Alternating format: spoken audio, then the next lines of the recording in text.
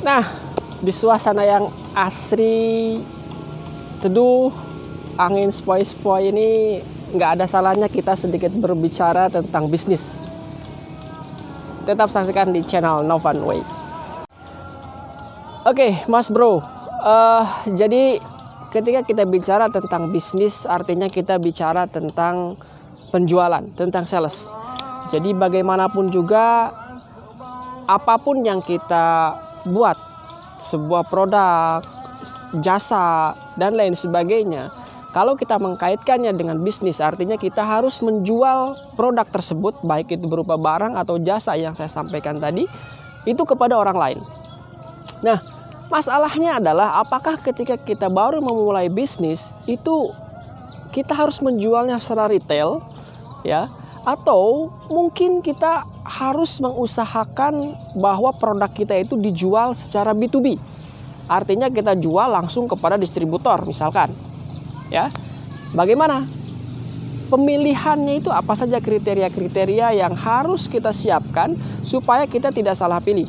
Apakah harus memilih retail atau memilih retail dalam artian adalah B2C, kita jual langsung ke konsumen, atau kita jual secara B2B. Kita jual kepada distributor atau perusahaan lain.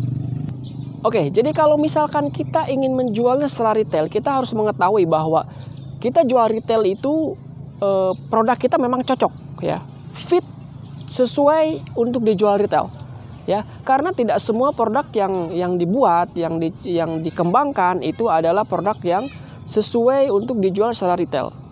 Oke, langkah pertama yang harus diketahui oleh kita sebagai pebisnis atau pengusaha, kalau misalkan kita ingin menjual produk kita secara retail, adalah bahwa produk kita itu memang cocok untuk dijual secara retail, ya.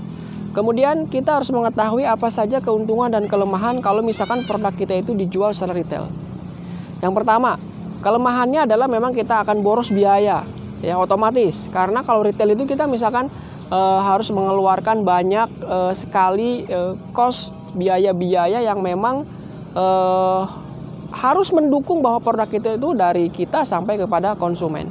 Nah, selain dua kelemahan tadi, ya, yang pertama tadi apa? Yang pertama adalah costly, artinya kita butuh biaya banyak. Kemudian yang kedua, kita juga butuh SDM yang banyak, ya. Tapi ada keuntungan dari kita jual retail itu, ya. Jual retail itu salah satu keuntungannya adalah kita bisa mendapatkan profit yang lebih tinggi daripada kita melakukan skema atau sistem penjualan atau model bisnisnya secara B2B, ya. Kalau misalkan kita jual retail, itu marginnya mungkin bisa kita markup, artinya kita bisa mendapatkan margin lumayan lah gitu ya, mungkin 20%, 30%, suka-suka kita, terserah, selama memang produk itu bagus, punya added value yang memang berbeda daripada kompetitor yang lain, itu masih oke seperti itu. Jadi kita bisa mendapatkan keuntungan yang lebih.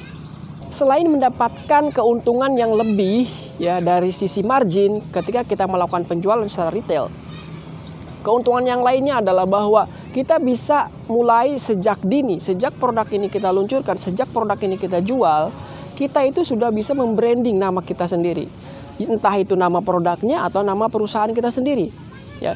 Karena ketika kita menjual, otomatis ada sisi yang kita jual selain barang, yaitu ini barang diproduksi oleh siapa, ini barang punya siapa, ini barang mereknya milik siapa. Artinya brand-brand tersebut, ya, itu akan bisa langsung diperkenalkan kepada customer, sehingga customer bisa mengetahui, dan ini sangat baik peluangnya untuk perusahaan bisnis kita bisa menjadi lebih baik lagi, menjadi lebih besar lagi di kemudian hari, karena awarenessnya dari awal itu sudah bagus, ya, orang sudah kenal dengan kita. Oke, sekarang bagaimana dengan sistem penjualan atau model bisnis yang mengedepankan sistem penjualan secara B2B? Artinya misalkan kita dalam perjalanan bisnis, dalam skema penjualannya kita ketemu dengan distributor, ya. Oke, jika kita menjual secara dengan model bisnis to bisnis, kita jual kepada distributor, kepada perusahaan lain, sangat disayangkan jika distributor tersebut memilih untuk menjualnya dengan private brand. Artinya brand yang mereka jual adalah brand punya mereka sendiri. Jadi kita hanya jual produk saja. Ya, jual produk saja, kemudian brandnya punya mereka. Sehingga mereka yang mendapatkan brandingnya, kemudian mereka juga bisa mendapatkan margin yang lebih tinggi mungkin dari dibandingkan dengan kita sebagai produsennya. Artinya ketika kita menjualnya kepada distributor, kepada perusahaan lain, posisi kita sudah berubah. Posisi kita itu berubah menjadi perusahaan produsen, ya, menghasilkan suatu produk, menghasilkan suatu barang yang kemudian dikasih atau dijual kepada distributor. Tapi kalau misalkan distributor itu oke dengan ya sudah itu mereknya punya kita sendiri, nggak apa-apa dibantu dijualkan oleh mereka dengan margin tertentu, dengan diskon-diskon yang sudah disepakati untuk distributor, itu lebih baik. Keuntungannya adalah kalau misalkan kita jual secara B2B, business to business, kita jual kepada perusahaan lain, cash flow kita akan bagus di awal. Ya, sejauh ini yang saya rasakan seperti itu. Jadi cash flow kita akan bagus di awal. Kenapa? Karena kalau misalkan kita jual kepada perusahaan distribusi, artinya itu mereka tidak akan membeli dalam jumlah sedikit. Mereka pasti akan mengikat kontrak dalam jumlah yang lebih besar lagi. Yang artinya kita bisa mendapatkan uang lebih besar lagi dibandingkan kalau misalkan kita jual retail di awal. Ya, meskipun secara margin, secara profit mungkin tidak sebesar kalau misalkan kita jual secara retail. Tapi di awal memang kita membutuhkan cash flow, ya, supaya perusahaan ini bisa berjalan dengan baik. Jadi kalau misalkan pilihannya adalah kita menjual secara B2B, ada kelemahan tadi yang saya sampaikan, ada juga kelebihannya. Kelebihannya apa? Kelebihannya adalah bahwa cash flow kita kemungkinan besar akan bagus di awal sehingga kita bisa memiliki kans untuk bisa survive lebih lama. Tapi ada satu sisi yang mungkin ini perlu juga dicermati, kita apakah harus memilih jual retail di awal atau memilih untuk skema B2B, ya. Atau bisa saja sebetulnya dua-duanya ini dijalankan di awal. Tidak ada masalah sama sekali, ya, asalkan kita memang mampu untuk menjalankan kedua model bisnis tersebut. Nah, pilihan-pilihan tadi memang harus kita cermati, harus kita telaah, kita sebagai owner, kita sebagai pengusaha, ya, atau misalkan kalau misalkan sudah ada timnya, itu kita berdiskusi dengan tim mana yang harus kita pilih. Apakah kita jual retail atau kita ya sudah kita fokuskan untuk semua sumber daya manusia, semua SDM yang kita miliki itu kita fokuskan untuk melakukan penjualan secara B2B. Nah, jika teman-teman di sini calon pengusaha atau para pengusaha pemula yang masih bingung mengenai proses pemilihan ini, apakah jual secara B2B atau secara B2C, silakan untuk bertanya melalui kolom komentar yang ada di bawah video yang saya upload ini. Mudah-mudahan nanti kita bisa berdiskusi lebih banyak lagi, kita bisa bertukar pikiran mana yang lebih pas, ya. Apakah harus dijual secara retail atau harus dijual secara B2B. Karena itu memang ada pilihan. Atau misalkan kalau misalkan teman-teman punya SDM, punya biaya yang cukup untuk melakukan keduanya, itu tidak salah juga, ya. Karena bisnis itu bukan peraturan sepak bola yang kalau misalkan bolanya kena tangan itu handball, ya, atau misalkan melewati garis gawang masuk ke dalam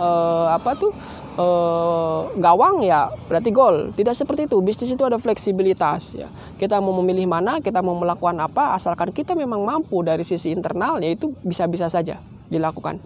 Oke, jadi sebagai tambahan informasi dari video yang saya kasih, nah di sini mungkin saya kasih juga slide penjelasan, ya, mengenai apa sih keuntungan dan kelemahan dari kita melakukan model bisnis B2B atau B2C. Jadi di sini kalau misalkan kita keuntungan untuk B2C atau retail, ya, atau jual produk sendiri. Jadi kita punya produk, produknya kita jual sendiri. Jadi yang pertama keuntungannya margin profitnya lebih tinggi nih. Lebih fleksibel kita karena kita sebagai produsen juga sebagai penjual iya juga, itu membuat posisi margin kita bisa kita kendalikan sendiri. Kita pengen marginnya berapa persen sih? 10%, 20%, 30%, misalkan suka-suka kita aja, terserah. Kemudian yang kedua, produk awareness-nya itu dikenal lebih awal, ya. Awareness ini maksudnya orang itu bisa tahu bahwa ini adalah produk punya kita. Jadi kita akan dikenal sebagai pemilik produknya. Kemudian branding sudah bisa berjalan, ya. Ini misalkan perusahaan kita tertera di label kemasan, kemudian mereknya juga sudah punya kita, gitu kan. Artinya ini sudah menjadi sebuah keuntungan tersendiri karena branding itu adalah intangible asset ya. Ini nilainya sangat besar. Jadi kalau misalkan suatu saat produk kita itu laris di pasaran, ya itu nanti brandingnya akan melekat ke kita. Dan kalau misalkan perusahaan gitu kita jual, itu bisa kita dapat untung dari merek tersebut ya, karena sudah punya nama. Nah, yang keempat itu produknya bisa dijual secara masif ya. Channel penjualannya lebih fleksibel. Kita mau offline, mau online, mau direct selling ya, mau melalui sosial media, mau pakai apa tuh iklan-iklan dan lain sebagainya banyak. Ya itu keuntungan untuk B2C atau retail. Tapi kan ada juga kelemahannya ya. Kelemahannya apa aja? Nah, ini kelemahannya memerlukan biaya yang lebih besar ya. Otomatis dong kita sudah memproduksi, kita juga harus ngejual ya. Kita harus mengirimkan barang, dana akan lebih besar apalagi untuk sales dan marketing ya. Kemudian memerlukan SDM lebih banyak ya, karena semuanya kita urusin. Semuanya kita urusin ya. Semakin banyak sales yang bergerak, maka semakin baik modal bisnis retail. Jadi harus ada orang yang jalan ke lapangan dan lain-lain nawarin produk. Ya, kalau di media sosial juga sama ya. Media sosial juga sama. Jadi harus ada banyak orang yang apa menginformasikan bahwa kita punya produk ini untuk dijual dan produknya bagus, bla bla bla dan lain sebagainya. Ya, kemudian yang ketiga perlu customer service. Ini perlu banget karena kalau misalkan nanti ada komplain atau ada kebutuhan yang demand-nya lebih tinggi, yaitu nanti masuknya ke customer service misalkan ya. Seperti itu. Atau misalkan ada barang yang cacat, ya. Oh, ini gimana klaimnya kemana nih gitu kan. Kalau nggak ada customer service nanti eh, dikira perusahaan atau produk kita adalah produk abal-abal gitu kan, nggak ada customer service, kita mau nanya komplain kemana nggak tahu. Effortnya lebih besar, otomatis tadi udah saya jelasin ya, jadi pengusaha harus bekerja lebih keras untuk ya produksi, memasarkan, mengirimkan sampai ada layanan pola jualnya ya. Tapi di sisi lain tadi ada keuntungannya juga ya. Nah kalau B2B apa aja nih keuntungannya? Oke, kita cek ya, ini keuntungan B2B. Jadi B2B jual produk ke perusahaan lain atau ke distributor ya. Otomatis kalau jual ke perusahaan lain atau ke distributor, yang pertama volume penjualnya lebih besar. Meskipun tadi marginnya bisa lebih kecil, tapi volumenya besar ya. Volumenya bisa sangat besar ketika memilih model B2B. Artinya kan mereka ada kontrak, nggak mungkin lah perusahaan itu beli cuma 5, 10 misalkan untuk produk-produk kosmetik ya atau produk-produk obat tradisional gitu ya. Nggak mungkin belinya 10, 20, pasti belinya kan oh, 1.000 dulu deh, 2.000 dulu deh, 3.000, 5.000 gitu kan, 10.000 itu kan luar biasa, gitu kan. Volumenya besar, effortnya lebih sedikit ya. Tugas pengusaha hanya melakukan produksi dan memastikan produknya sesuai spek. Jadi kalau udah ketemu dengan distributor yang cocok nih ya, itu ya sudah, kita cuma produksi, kasih jual ke mereka, produksi jual ke mereka. Yang memasarkan kan mereka. Ya, tidak memerlukan biaya besar karena fungsi marketingnya sudah diserahkan kepada distributor sehingga kita bisa meminimalisir biaya. Kemudian bisa menjadi batu loncatan. Nah, maksudnya bukan lompat-lompat kayak kodok ya. Tapi ini jika produk pertama berhasil bagus di sisi penjualan, maka bisa menjadi hal yang bagus juga untuk produk-produk berikutnya. Ya mungkin si distributornya atau perusahaan yang menjadi partner kita itu tertarik. Bisa nggak bikin produk yang lain nih? Kayaknya ada demand-nya bagus nih. Kemudian kita bisa bikin, ya mereka percaya, ya sudah dijual gitu kan. Jadi bisa kita copy paste ya sistem yang sebelumnya berjalan dengan baik.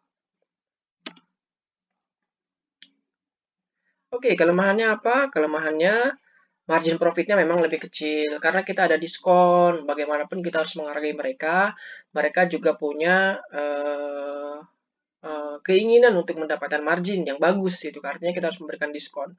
Biasanya sih rata-rata 30% atau mungkin ada 40%, ya 50% apabila distributornya itu kalau misalkan sudah besar, ya kemudian kita masih tidak terlalu besar, ya artinya kita harus memberikan diskon yang lebih kepada mereka. Produk awareness-nya dimiliki orang lain sudah jelas apabila kita melihat distributor, pembeli ya melihat distributor perusahaan milik brand sebagai pemilik produk jika skemanya private brand. Karena ada juga misalkan distributor hanya mau menjual kalau mereknya itu merek dia, gitu kan bukan merek kita. Artinya kita harus mengubah mereknya yang awalnya merek kita diubah jadi merek dia gitu kan dengan segala regulasi yang mengaturnya. Artinya yang dikenal kan dia, bukan kita. Meskipun kita dapat keuntungan dari sisi ke margin, profit, keuntungan uang ya bentuk uang, tapi untuk intangible asset itu tidak dapat ya. Produsen tidak bisa menjual sendiri produknya. Ya, jika ada kontrak eksklusif apalagi. Kalau kontrak eksklusif itu artinya distributor maunya ini jualnya sama gua aja. Lu nggak boleh jual ke tempat lain. Gua yang jual produknya. Punya lu, gitu kan. Nah, ini eksklusif. Kita nggak boleh kemana-mana. Gitu, ya. Tapi kalau misalkan tidak eksklusif, masih bisa. Masih bisa kita menjual ke distributor lain. Masih bisa kita berpartner dengan perusahaan lain. Masih oke, fleksibel. Ya. Dan yang terakhir, kelemahannya produk tidak bisa dijual secara masif. Karena kalau misalkan kita sudah jual ke distributor, artinya itu secara etika bisnis kita itu nggak boleh jual sendiri. Ya mereka jual ya kita juga jual, nggak boleh begitu, gitu kan. Mereka jual ya kita ngejualnya ke mereka, gitu kan. Biar mereka yang menjualnya ke end user, gitu. Kalau misalkan kita mau jual ya artinya harus berbeda dong. Kalau misalkan kita jual ke distributor harganya 20.000, berarti kalau misalkan kita mau jual sendiri nih, misalkan dalam perjanjiannya kita boleh jual sendiri juga, harganya nggak boleh 20.000 dong, harganya harus misalkan 50.000, 80.000 dengan harga yang lebih mahal, gitu kan. Biar kenapa lebih mahal gitu kan? Ya otomatis orang itu kan akan nyari harga yang lebih murah gitu kan. Jadi kalau misalkan kita bersaing dengan distributor itu nggak fair. Ya, tapi kalau misalkan harganya ini kan harganya mahal gitu kan, orang juga nggak terlalu banyak nyari. Ini kita coba ini aja. Ya itu berdasarkan kesepakatan aja. Kalau misalkan tidak sepakat, tidak boleh, ya berarti kita nggak boleh jual. Oke, ini tambahannya ya. Semoga bermanfaat. Oke, itu saja. Jangan lupa klik like, kemudian share, dan juga subscribe ya. Saya ucapkan terima kasih kepada teman-teman yang sudah melakukan ketiga hal tersebut, menonton, kemudian memberikan like, kemudian men-share video ini, dan juga kalau misalkan yang belum subscribe juga sudah men-subscribe misalkan, itu saya ucapkan terima kasih banyak. Mudah-mudahan nanti di subscriber yang ke 1000 kita bisa ada giveaway ya. Giveaway-nya nanti akan saya coba create dulu apa yang pas ya untuk teman-teman semua. Sampai ketemu lagi di video berikutnya. Assalamualaikum.